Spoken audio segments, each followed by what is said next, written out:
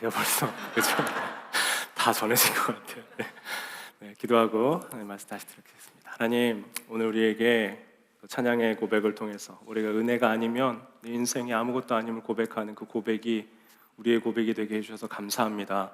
주님, 그 은혜의 기반 위에 우리에게 이 말씀을 통해서 우리를 깨닫게 하여 주셔서 우리 심령 안에 부서져고 깨어져야 될 것들은 깨어지게 하시고 회복돼야 될 것들은 다시 회복되게 은혜를 내려 주시옵소서.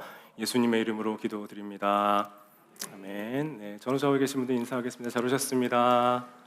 네, 주님의 은혜와 평강이 모든 분들에게 함께 하시길 축원합니다. 여러분 자신을 제일 잘 알고 있는 사람은 누굴까요? 네, 우리는 대부분 다 내가 내 자신을 제일 잘 알지라고 생각하고 있습니다. 혹은 내 옆에 있는 가까이 함께하고 있는 가족들이나 또 남편, 아내, 그 사람들이 나를 가장 잘 알 것이라고 생각하죠. 그런데 결국 우리가 우리 스스로를 잘 안다고 생각하고 우리 스스로에 대한 어떤 사람인지에 대한 평가를 내릴 때 우리가 다른 주변의 어떤 사람들과 비교를 통해서 내가 그 사람보다는 좀 더 어떠한지를 생각하며 우리를 평가할 때가 많습니다. 예를 들면 내가 누군보다는 좀 더 성실하지, 내가 누구보다는 좀 더 열심히 살지, 내가 누구보다는 이런 영역들을 좀 잘하지, 내가 이런 부분에서는 좀 괜찮지 하면서 저 사람보다는 내가 어떠하다라는 비교를 통해 좀 더 나음을 확인하곤 합니다. 지난 수요일에 우리 주장로님 장례를 인도하기 위해서 교회에서 출발하는데 순서지 출력이 조금 늦어졌어요. 이렇게 시간이 지연되면서 좀 일찍 가려고 했는데 시간에 맞춰서 도착했는데 좀 더 일찍 가지 못했습니다. 근데 꼭 그렇게 마음이 급한 날에 운전할 때는 벌어지는 사건들이 있죠. 네, 꼭 내 앞에 있는 차는 천천히 가요.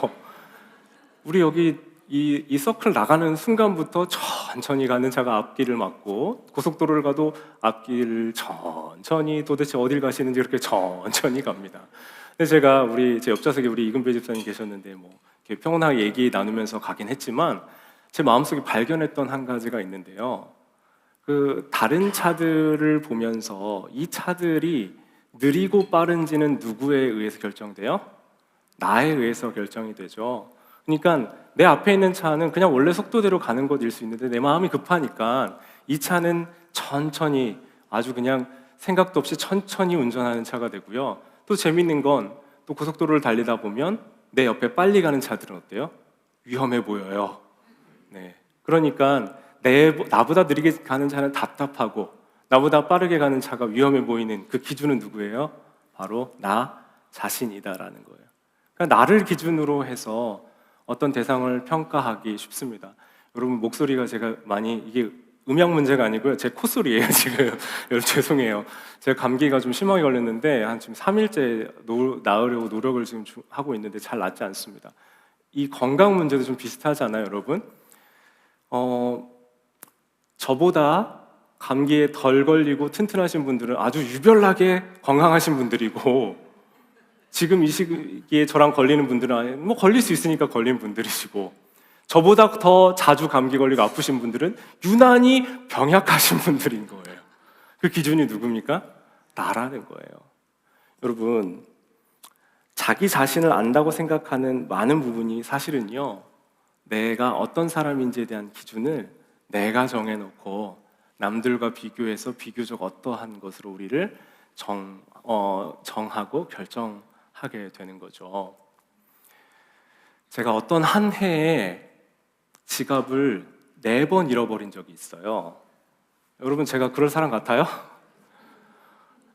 그 해가 유독 바쁘고 변화도 많고 좀 챙길 게 좀 많았습니다. 근데 한 해에 지갑을 4번 잃어버린, 3번 잃어버리고 찾았던 적도 있지만 또 아예 잃어버렸던 적도 있거든요. 근데 지갑을 잃어버리고 찾는 그 과정 속에서 저 스스로는 원래 물건들을 잘 챙기고 잘 안 잃어버린 사람이라고 계속 그렇게 생각해 왔는데, 그 4번째 잃어버렸을 때 같이 사역하던 간사님이 저를 이렇게 보시더니 또요? 그리고 이 말을 덧붙였어요. 상습적이시네요 라고 얘기를 했어요. 별말 아니잖아요. 근데 제가 그때 그 얘기를 듣고 나는 원래 물건을 잘 잃어버리지 않고 원래 물건을 잘 간수하는 사람이야라고 생각하고 있었던 저 자신에 대해서 다시 생각해 보게 되었습니다. 여러분, 우리는요, 어떤 주변의 조언을 통해서, 때로는 어떤 질책들을 통해서, 또 때로는 몇 번의 실패, 그리고 주변 사람들의 권면을 통해서, 또 어떤 삶의 여러 가지 경험들을 하고 난 다음에야 그 어려움의 상황에, 문제 상황에 비로소 나를 발견하게 되곤 합니다. 내가 진짜 어떤 사람인지 확인하고 발견하는 게, 우리의 어떤 삶에 도전하는 문제들 속에서 내가 드러나게 되는 상황이 있어야 진짜 내가 어떤 사람인지 확인하게 됐던 거죠. 제가 자주 말씀드리지만, 우리가 나 스스로를 내가 제일 잘 안다고 생각하지만, 내가 알고 있는 나와 타인이 보고 있는 나와 하나님이 만드신 나, 하나님이 만드신 진짜 나의 모습에 일치되어 가고 확인되어 가는 과정이 신앙의 여정이거든요. 근데 그 여정을 하면 할수록 우리가 내면이, 내 자신을 보는 나와 주변 사람들이, 타인이 보는 나와 하나님이 진짜 만들어 놓으신 나의 모습이 이렇게 일치되어 가면서 진짜 나의 모습이 어떤 사람인지 점검되고 확인되고, 그러면서 내가 아는 것과 다른 사람이 아는 것의 불일치가 줄어들면 그만큼 우리는 더 안정되고 신뢰할 만하고 하나님께 정방향되어 있는 그런 사람으로 완성되어져 가는 것이죠. 근데 우리가 그렇게 되어가는 과정에서, 이 신앙의 신비의 여정에서 진짜 놀라운 게 있는데요, 나는 나를 제일 잘 알아 라고 생각하고 있는데, 가끔 저도 그런 경험이 있어요. 내가 보지 못하고 있는 내 모습을 옆에서 봐줄 때가 있어요. 그때는 내 옆에 있는 사람이 지금의 나의 현재 위치와 모습을 더 정확하게 보고 판단해주고 있다는 거죠. 그러니까 내가 알고 있는 내가 전부가 아니고, 내가 지금 누군가와의 비교를 통해서, 내가 알고 있는 지식의 한계에서의 비교를 통해서 알고 있다는 사실을 아는 것, 그것이 신앙의 여정입니다. 그리고 그 연약함을 알고 그 연약함의 자리에 예수님을 모시고 사는 인생이 되는 것이 우리 신앙의 여정, 신앙의 신비를 살아가는 복된 길인 줄 믿습니다. 오늘 두 사람의 비유가 나와요. 그리고 이 두 사람의 비교를 통해 내가 어떤 사람이고 어떤 모습이고 내가 지금 신앙의 어떤 위치에 있는지를 점검하고 내 안에, 내면 안에 있는 그것들을 발견해가는 은혜가 여러분들에게 있으시길 주님의 이름으로 축원합니다. 먼저 바리새인의 모습을 한번 보겠습니다. 바리새인이 어떻게 하고 있어요? 지금 본문을 보면 따로 서서 기도하고 있습니다. 거리를 두고요, 저기에 있는 이 세리와 섞이지 않고 좀 구별된 자리에서 기도를 하고 있어요. 그런데 이 기도하는 내용을 보면, 이 기도라고 표현되어 있는 이 내용 안에 하나님을 갈망하거나 하나님을 만나는 장면이 없고요, 하나님께 내가 무엇을 해 왔는지에 대한 보고가 있습니다. 보고. 그래서 하나님, 저 이렇게 해왔는데, 그 내용이 굉장해요. 일주일에 2번을 금식하고요, 소득의 10분의 1, 내 개혁개정에 보면 소유의 10분의 1이라고 표현될 만큼 11조를 철저히 하던 사람이었습니다.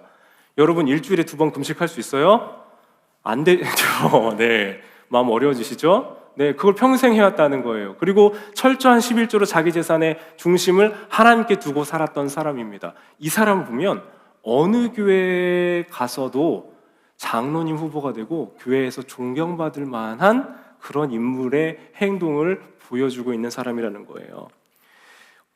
근데 여러분, 여기서 우리가 봤을 때 이 사람의 기도 안에 나는 저 사람 같지 않고요, 내가 저 세리와도 같지 않음을 감사합니다 하고 기도하고 있는 이 바리새인의 모습을 보면 우리가 주목해야 될 것이 있는데, 이 기도의 제목이 어떤 기도냐면 감사 기도였다는 거예요. 어떤 기도라고요? 감사 기도요. 네. 기도는 누구에게 하는 겁니까, 여러분? 하나님께 하는 것이죠. 그리고 제가 전에도 말씀드렸지만, 하나님께 기도할 때는 원망이든 불평이든 하나님 앞에 다 토로해놔도 된다고 말씀드렸어요. 그게 하나님 앞에서만 드려지는 것이면 괜찮다고요. 그건 기도라고요. 하나님과 나와의 관계 안에서 일어나는 일이라고요. 그러니까 주중에 화가 난 일이 있으면 하나님, 제가 주중에 그 인간 때문에 라고 기도하셔도 괜찮다는 거예요. 그런데 게다가 이 기도가 감사 기도였는데, 이 감사 기도를 드리고 있는 이 사람에 대해서 왜 예수님이 부정적으로 말씀하시는가요? 여러분, 어쩌면 이 기도는 우리도 하는 기도 아니에요? 이런 감사 기도 한 적 없으세요? 저런 상황에 처해지 않게 해주셔서 감사합니다. 내가 저런 죄 짓지 않게 해주셔서 감사합니다 라고 말입니다. 그러니까 이 바리새인의 기도가 낯설지 않고 이 기도가 뭐가 잘못됐지라고 생각이 드는 것은 어쩌면 기도 중에 내 상황이 누군가보다 조금 더 낫다는 것에 안도하면서 감사하는 마음이 누구에게도 있어요? 여러분 그런 기도 하지 않으셨어요? 아니 내 상황이 누군가보다 조금 낫다는 것에 너무 안도가 되고 감사가 되니까 그걸 하나님께 감사하는 기도로 올려드린 적 없으시냐고요. 이런 기도가 왜 이런 감사 기도가 하나님 앞에 드려진 기도인데 왜 이것이 문제가 되냐고요. 여러분 바리새인이 지금 남 앞에서 공개적으로 저 세리보다 제가 낫죠. 저 사람 저렇게 잘못됐고요. 저 사람 악독한 사람입니다. 우리 세금 걷어가지고 자기 수익 이렇게 주머니에 넣고 일부만 보고하고 우리 등골 빨아먹는 나쁜 사람이에요 라고 이렇게 비난한 것도 아니라고요. 그냥 하나님 앞에 감사 기도를 드렸어요. 그런데 조용히 감사 기도만 드린 그것이 왜? 감사 기도가 왜 죄인지 이 본문이 말씀하고 있는 것은요, 그가 감사만 한 죄를 지었기 때문이라는 거예요. 감사 기도를 한 것이 잘못이 아니라 그가 지금 바리새인이 하고 있는 것은 감사만 하고 있었다는 거죠. 그는 지금 어렸을 때부터 아예 종교 엘리트로 태어났어요. 그래서 그 종교 엘리트로 자라오면서 어렸을 때부터 이 금식하는 것과 소득을 인정하며 하나님께로부터 온 것을 인정하며 내 11조 드리는 것이 아주 익숙했습니다. 율법 지키는 데에는 아주 정통한 사람이었습니다. 자기를 구성하고 둘러싸고 있는 환경이 이걸 지키는데 아주 훌륭한 환경들이었습니다. 물론 어려움도 있었겠죠. 그런데 그 어려움들을 잘 극복할 만했어요. 그리고 그가 그렇게 지켜온 것은 잘못됐다고 이야기할 것이 없어요. 잘 해온 것입니다. 잘한 것이 맞습니다. 그런데 그의 기도를 보면 뭐라고 하고 있습니까? 하나님, 내가 이 내 삶 중에 저렇게 남의 것 빼앗거나 불의하거나 간음하는 자들과 같지 않고요, 저 세리랑은 더더군다나 같지 않아요 라고 이야기해요. 자, 그의 기도를 잘 보시면 감사를 하고 있지만 뭐 하고 있어요? 이 강도당한 이들의 고통에 무관심하고 간음으로 피해 입은 사람들의 마음, 해진 마음에는 관심이 없고요, 더욱이 세리와 같은 이들, 어려운 환경 가운데 문제 있던 이들이 왜 그런 상황과 환경에 처해 있을 수밖에 없는지에 대해서는 더더군다나 관심이 없다는 거예요. 그 삶의 무게가 어떠한지, 그 경험이 얼만큼 절박했는지에 대해서는 아무런 관심이 없이 뭐만 하고 있어요? 감사만 하고 있다는 거예요. 여러분 이게 문제예요. 감사한 것이 죄가 아니고요, 감사만 하고 있는 것이 죄라는 겁니다. 남들, 타인의 고통은 그에게 아무것도 아니라 정확히는요, 내가 저렇지 않음을 확인해 주는 도구였을 뿐이다라는 거죠. 사랑하는 여러분, 이 구약의 시대에는 하나님이 주시는 복이 물질과 형통으로 나타났어요. 그런데 예수님께서 십자가에서 그 모든 것을 완성하신 이후에 그 기준이 예수님이 온전히 완성해 주신 생명과 구원으로 바뀌었기 때문에 신약 시대에서 주어지는 복은요, 우리에게 주어지는 형통이 무조건 하나님의 복이라고 말하지 않아요. 때로는 어려움이 있고 문제가 있을 수 있다라고 이야기합니다. 그런데 이 복이 주어졌다라면, 물질과 은사가 주어져 있다라면 그것이 뭐로 해석되어야 되냐면 복이나 형통의 도구가 아니라 하나님 주신 은사로 해석이 되어야 돼요. 그러니까 은사는 뭐예요? 덕을 세우는 것, 공동체와 다른 사람들을 세워가는 데 쓰여져야 되는 거예요. 그러니까 이 신약 시대 이후에부터 우리가 지금 어떤 받아 있는 복을 누린다, 어떤 복을 누리고 있는 게 있다면 그것이 내게 주신 복인 것을 부정할 필요는 없겠지만 그게 어떻게 쓰여져야 되냐면, 내가 저 사람들보단 많이 갖고 저 사람들보단 누릴 수 있고 내가 저 사람들보다는 죄 안 지어서 감사합니다라고 이야기할 게 아니라 하나님 내게 주신 이 복과 은사들을 하나님 뜻대로 잘 사용하게 해주십시오까지 나아가야 된다는 거예요. 그러니까 여러분, 마땅히 나눌 수 있는 것까지 나아가지 않고 내 안에 곡식에 쌓아두는 것을 향해서 예수님이 신약의 시대에서부터는 말씀하시기 시작하십니다. 특히나 오늘 본문에서 나타난 이 바리새인의 교만을 보세요. 누군가를 놓고 그 사람을 비교해서 그 사람보다 나은 사람이기 때문에 내가 괜찮은 사람이라고 느끼는 것, 그러면서 거기서 안정감을 느끼는 것, 여러분의 모습에는 없으십니까? 여러분, 제가 이 본문을 볼 때마다 얘기하고 또 생각나는 제 신학교 동기가 있습니다. 저랑 가장 친한 그 목사 동기 중에 한 명이에요. 그 친구는 거침이 없는 친구입니다. 욕도 잘하고요, 속에 있는 말을 그냥 생각나는 대로, 눈에 보이는 대로 말을 합니다. 제가 나중에 알게 됐어요. 내가 이 친구를 좋아한다. 왜냐면 나 대신 내가 하고 싶은 말을 막 시원하게 해주거든요. 그러니까 결국은 제가 알게 됐거든요.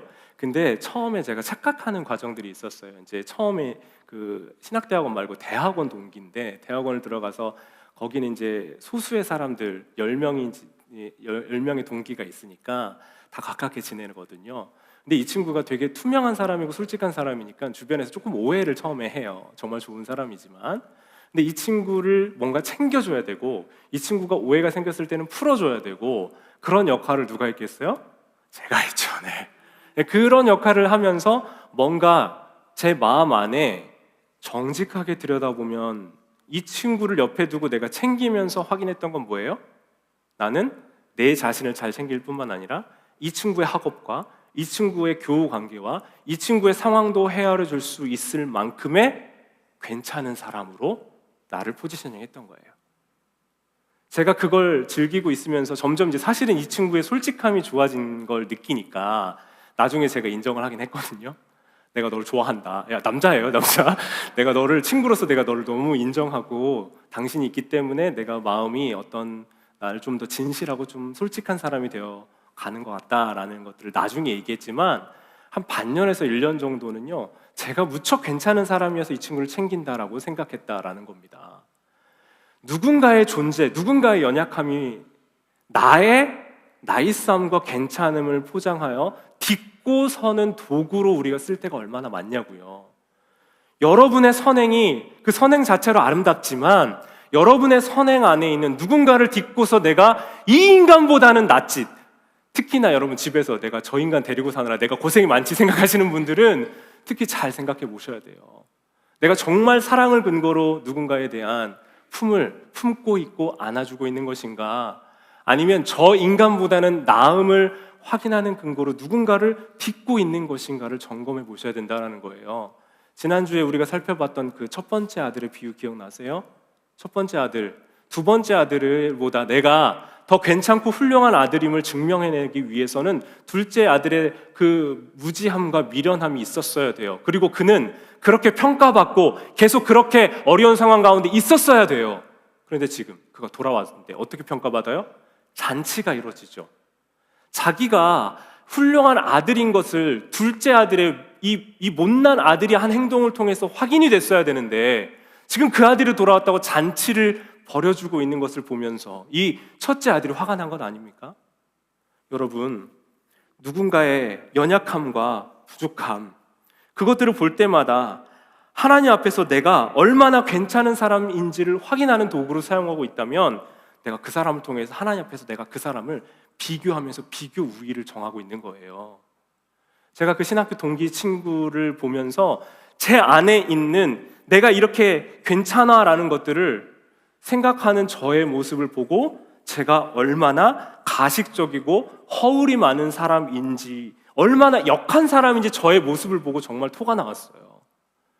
그런 저의 모습을 보고 내가 이 사람보다 좀 나아, 괜찮아 하면서 자기 존재와 자기 증명, 자기 확인하고 있는 그런 저의 모습을 보면 토가 나왔다니까요. 사랑하는 여러분, 근데 우리가 얼마나 많은 삶의 자리에서 내 옆에 있는 사람하고 조금 나보다 못한 사람, 나보다 좀 덜한 사람하고 비교하면서 만족하고, 나보다 좀 더 잘하고 더 가진 사람과 비교하면서 얼마나 내 마음이 저 바다 구렁이 그 구덩이 사이로 빠져들어가고 있는지 여러분, 여러분의 마음을 점검해 보시길 바랍니다. 사랑하는 여러분, 비교는 교만을 낳고요, 그 교만은 하나님 앞에서 나의 얼굴을 가려버려요. 나의 교만과 비교 가운데 나온 나의 교만이 다른 사람과의 관계 안에서 하나님과 나의 사이를 막아버린다고요. 지금 바리새인이 하고 있는 게 뭡니까? 하나님과 나 사이에 자기의 의로움으로 하나님의 얼굴을 가려버리고 있다라는 거죠. 오늘 이 본문이요, 누구를 위한 말씀인지 누가복음 18장 9절에 나와 있습니다. 같이 한번 읽어볼까요? 시작.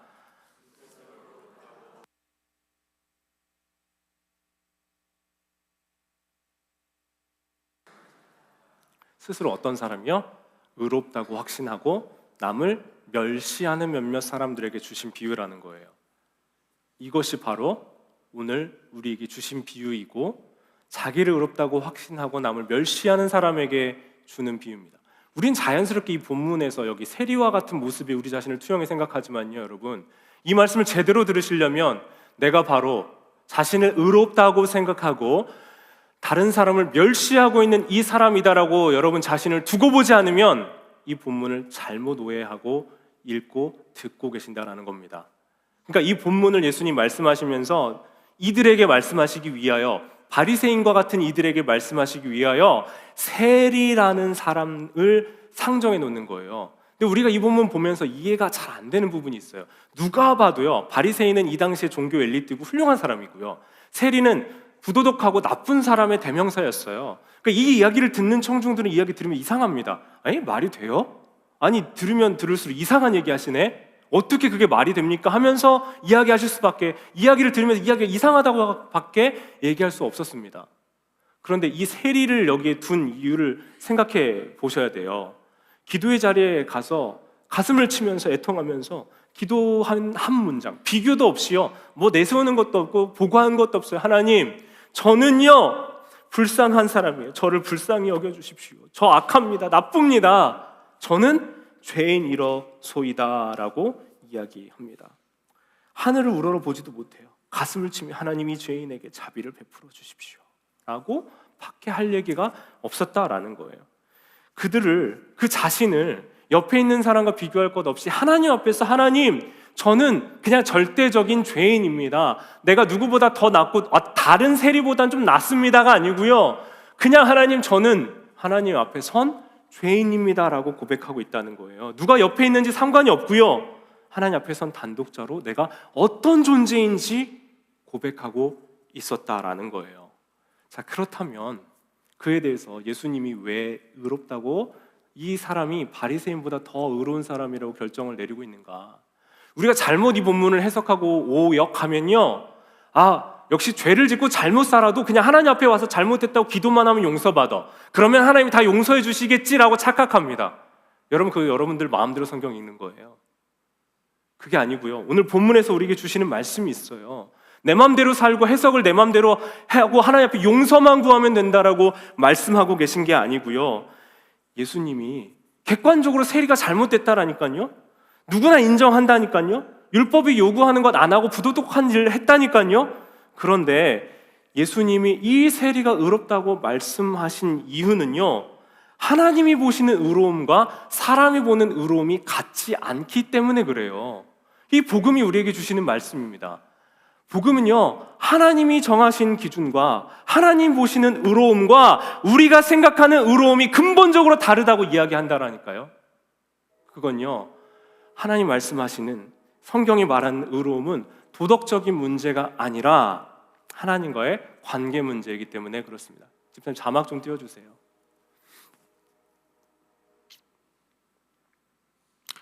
성경이 말하고 있는 기준은요, 우리가 말하고 있는 이 도덕적인 문제를 넘어서는 더 근본적인 말씀이에요. 선과 악을 알게 하는 나무를 먹는 게, 그 열매 하나 따먹은 게 무슨 죄예요? 먼저는 하나님과의 관계가 깨어진 거예요. 그리고 도덕 문제 이전에 하나님과의 관계 문제가 꿰져 있기 때문에 이 근본적인 의롭지 않은 상태에 있다는 것이 인정되지 않으면 도덕적이고 사법적인 차원에서 자꾸 나의 죄의 문제를 생각하게 되는 거예요. 그게 하나님과의 관계 문제라는 것을 알지 못하고, 내가 의롭다는 건 내가 얼마나 잘했지, 비교해서 내가 누구보다는 좀 낫지, 내가 누구보다는 괜찮지라는 걸 기준으로 생각하게 된다는 거예요. 자, 지금 바리새인 보세요. 뭐 하고 있어요? 비교해서 비교적 난 이 사람보다는, 이들보다는 괜찮아였습니다. 종교 집단 속에 있었을 때는 그렇게 티가 안 났을 텐데요, 저기 세리랑 비교하니까 더 두드러져요. 난 훨씬 더 괜찮은 사람이야. 바리새인의 은은 비교에서 나왔어요. 비교 가운데 나옵니다. 저 사람보다 내가 낫다는 거예요. 그게 자기 의로움의 근거였습니다. 이게 하나님의 기준을 무시하고 스스로 선의 기준이 된 사람들이 하는 행동입니다. 앞서 운전할 때 제가 나보다 느리게 가면 답답하고 나보다 빨리 가면 위험해 보였다고 착각하고 있었던 것처럼, 물론 교통법규가 제시하는 최소한의 법적 도덕적 기준들이 있지요. 그러나 분명히 제 마음이 급했을 때 느꼈던, 제가 볼 땐 앞차는 일반적으로 갔어요. 지금 가면 전혀 문제 없었을 겁니다. 나의 상태에 따라서, 나의 위치에 따라서 달라지는 나의 판결과 판단, 그리고 그것이 마치 절대적인 양 옳은 것처럼 생각하고 살고 있는 것이 바로 죄에 빠져 있는 인간의 연약함이다라는 거예요. 사랑하는 여러분, 세례가 의롭다고 하신 것은요, 그가 나은 사람이어서가 아니에요. 오히려 그는 더 나쁜 사람이었어요. 사랑하는 여러분, 그러나 그가 잘했던 한 가지는요, 하나님 앞에서 비교를 멈췄습니다. 제가 나보다 낫지. 그래서 너무 마음이 안 좋고 좀 부끄럽다. 내가 쟤보다는 좀 낫지 하면서 내 마음이 좀 괜찮아지고 나아지고, 그 비교를 멈췄다는 거예요. 하나님 앞에서, 하나님, 저는 나의 힘으로는 의로움을 얻을 수 없는 죄인입니다. 나를 불쌍히 여겨 주십시오. 숱한 결심에도 불구하고 숱한 실패를 맛봤던 그 경험 때문에, 하나님이 불쌍히 여겨주시는 것 외에는 길이 없다라는 것 때문에 그는 뼛속 깊이 알게 된 그 은혜를 체험하며, 자기의 의가 없었기 때문에, 자기의 의로움이 없었기 때문에 하나님의 의로우심을 단순하게 의지하며 은혜를 사모할 수밖에 없었다라는 겁니다. 이 은혜에 대한 사모함이 여러분 안에 있으시길 바랍니다.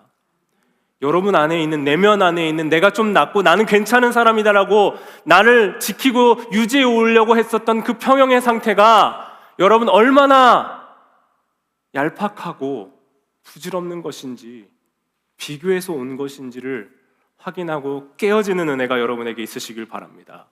로마서 3장 24절, 우리 새번역과 개역개정의 말씀 둘 다 한번 읽어보겠습니다. 시작. 그리스도 예수 안에 있는 속량으로 말미암아 하나님의 은혜로 값없이 의롭다 하심을 얻은 자 되었느니라. 새번역입니다. 그러나 사람은 그리스도 예수 안에서 얻는 구원으로 말미암아 하나님의 은혜로 값없이 의롭다는 선고를 받습니다. 여러분, 이거 같은 구절이에요. 좀 속량이란 말이 어려워서, 속량이 잘 표현된 단어인데 속량이란 말이 어려워 세 번역도 같이 읽었습니다. 예수 안에서 얻는 구원이에요. 예수님이 대신 갚아주신 구원으로 인해서 우리가 의롭게 됐다라고 말씀하고 있어요. 사랑하는 여러분, 그래서 여러분이 얼마나 괜찮은지, 여러분이 얼마나 훌륭한지, 여러분이 얼마나 나이스한지 바꿔서, 여러분이 얼마나 망가졌고, 여러분이 얼마나 실패했고, 여러분이 얼마나 저질인지와 관계없이 우리는 예수 그리스도 안에 있는 구원으로 말미암아 하나님의 은혜로 의롭게 된 줄 믿습니다. 이건 여러분이 마음대로 살아도 된다는 얘기가 아니에요. 그분 안에 있기 때문에 우리는 의로운 사람으로 빚어져 가고, 그분을 향해 나아가며 그 빛이 비춰지는 반사체로 거룩하게 살아갈 힘을 얻는 거예요. 마음대로 살란 얘기가 아니라 그 힘으로 인해서 그걸 확인하는 사람만이 그 은혜 안에 살아갈 수 있게 된다는 하나님의 약속의 말씀인 줄 믿습니다.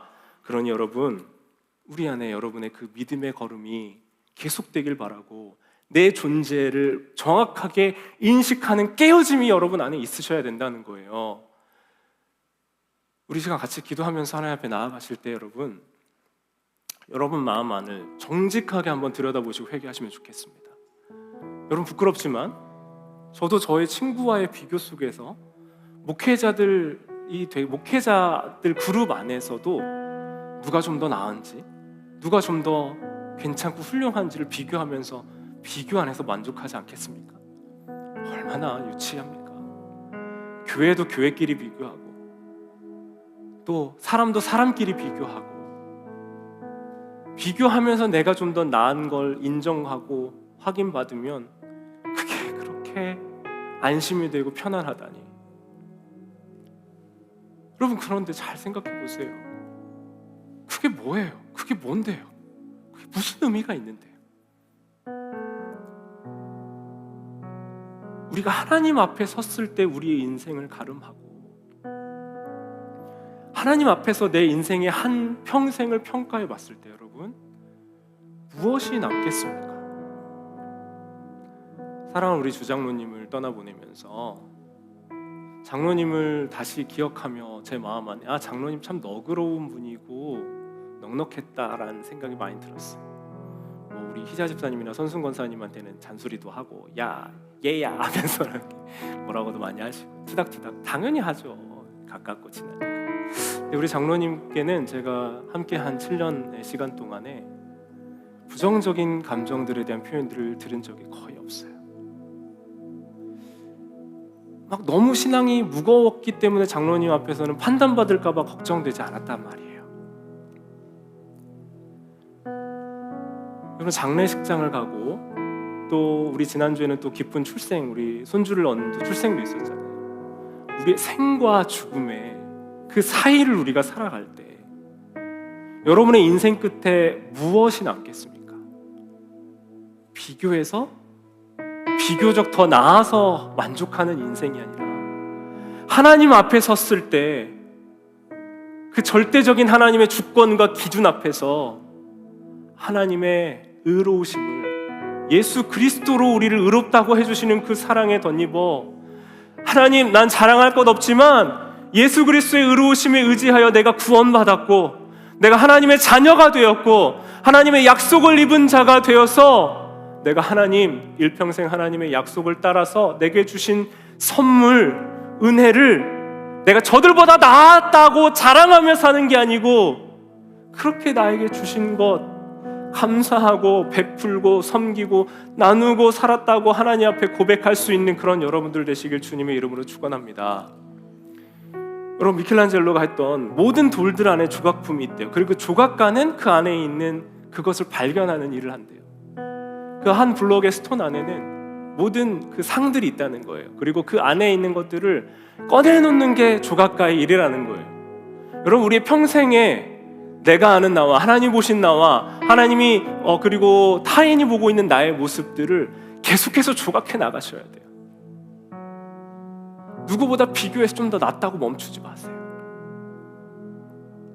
하나님 안에서 끊임없이 나를 깨부수고 십자가 앞에서 나를 깨부시며 나는 여전히 연약합니다. 난 예수 그리스도의 은혜가 필요합니다.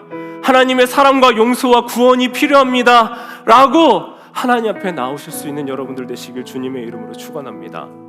우리를 둘러싸고 여러분을 둘러싸고 나를 둘러싸고 있는 가짜를 걷어내는 것, 비교에서 오는 서열, 상대적인 우월감, 스스로 쌓아 올린 자기의 껍질이나 자랑들이 하나 둘씩 벗겨지는 것, 그것이 신앙의 여정이고 예수 안에서 자라나가는 길인 줄 믿습니다. 오늘 말씀의 결론은 이거예요. 누가복음 18장 14절, 누구든지 자기를 높이는 사람은 낮아지고 자기를 낮추는 사람은 높아질 것이다. 그냥 겸손하게 저는 별거 아니에요, 저는 아무것도 아닙니다 라고 말하라는 게 아닙니다. 여러분 안에 있는 그 교만을 발견하시고 내가 이렇게 잘하고 있고 내가 이렇게 괜찮다라고 생각하고 있는 그 교만을 깨트리지 않으면 여러분이 얼마나 훌륭한 사람이든지 관계없이 하나님은 여러분을 의롭다 인정하지 않으실 줄 믿습니다. 차라리 하지 마세요. 차라리 하지 마시고 하나님 앞에서 가슴을 두드리며 하나님, 저에게는 의로움이 없어요. 전 정말 무익한 종입니다. 전 아무것도 아닙니다. 전 자랑할 게 없습니다. 그래서 내가 주님이 필요합니다라고 기도하는 사람은 도리어 의로움을 하나님이 의롭다 칭해 주신다고 하잖아요. 그러니까 여러분, 그 알량한 나의 자랑과 나의 교만이 여러분을 집어삼키지 아니하도록 여러분 하나님 앞에서 낮추시길 바랍니다. 여러분을 지금 둘러싸고 있는 교만을 깨트리길 원합니다. 여러분, 말씀을 준비하면서 제 안에 있는 교만을 깨트리며 하나님이 내 안에 말씀하시며 내 안에 있는 깨트려야 되는 교만, 비교하면서 오는 잘남, 그리고 깨트리지 않으면 너의 영혼이 죽은 거야 라고 말씀하시는 그 음성을 듣습니다. 여러분, 우리 안에 깨트릴 것들 깨트리지 아니하면 여러분이 아무리 많은 것 해도 사랑으로 하지 않기 때문에 무익한 거예요. 하나님 주신 사랑으로 하지 않기 때문에 무익한 거예요. 그 의미 없는 것들, 우리가 눈 감으면 다 놓고 버리고 가게 될 그것들이 아니라 하나님 앞에서도 남게 되는 것, 그리고 우리가 떠나면서도 사랑하는 사람들에게 남겨줄 수 있는 그것들을 위하여 우리가 살아야 되지 않겠습니까? 제가 같이 기도하면서, 하나님, 내 힘으로는 할 수 없습니다. 내게는 자랑할 것이 없습니다. 나의 연약함과 한계를 가지고 나의 교만을 봅니다. 나의 교만을 깨트려 주십시오. 나의 교만을 깨트려 주십시오. 나의 교만을 깨트려 주십시오. 우리 지금 함께 기도하며 주님께 나아가겠습니다. 오 주님, 내 안의 교만을 깨트려